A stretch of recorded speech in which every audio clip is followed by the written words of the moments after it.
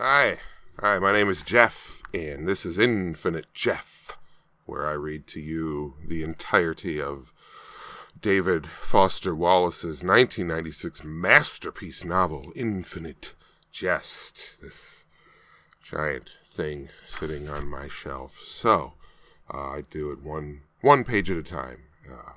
We're up to page 6. We're just rolling right through this thing here, so, alright, let's go. Room. The bits of dust and sport coat lint stirred around by the AC's vents, dancing jaggedly in the slanted plane of window light. The air over the table like the sparkling space just above a fresh-poured seltzer.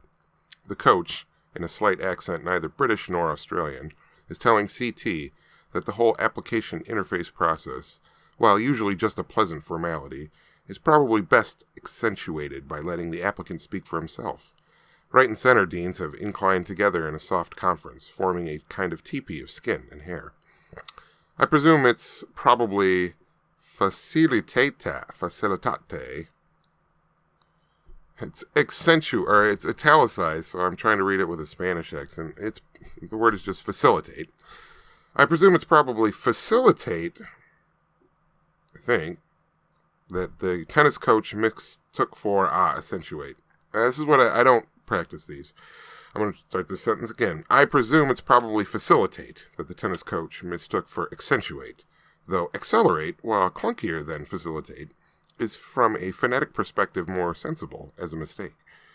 The dean, with the flat yellow face, has leaned forward, his lips drawn back from his teeth in what I can see as concern.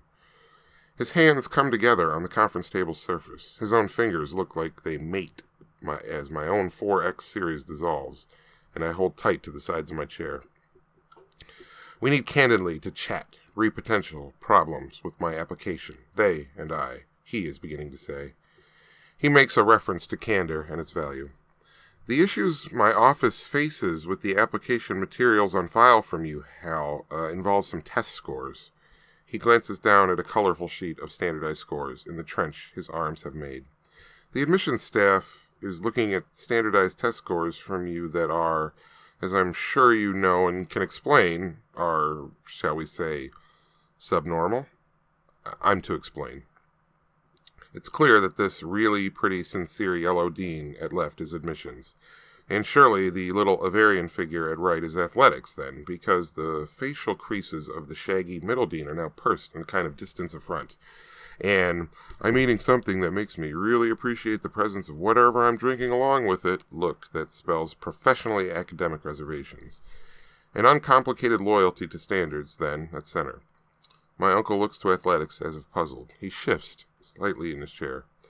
The incongruity between admissions hand and face color is almost wild. Verbal scores that are just a bit closer to 0 than we're comfortable with, as against the secondary school transcript from the institution where both your mother and brother are administrators, reading directly out of the sheaf inside his arms and lips. That this past year, yes, has fallen off a bit, but by the word, I mean fallen off, to outstanding from 3 previous years to, frankly incredible. Off the charts. Most institutions do not even have grades of A with multiple pluses after it, says the director of composition, his expression impossible to interpret. This kind of, how shall I put it, incongruity, admissions says, his expression frank and concerned. I gotta tell you, it sends up a red flag of potential concern during the admissions process. We thus invite you to explain the appearance of incongruity, if not out. And that was page 6, if I didn't tell you before.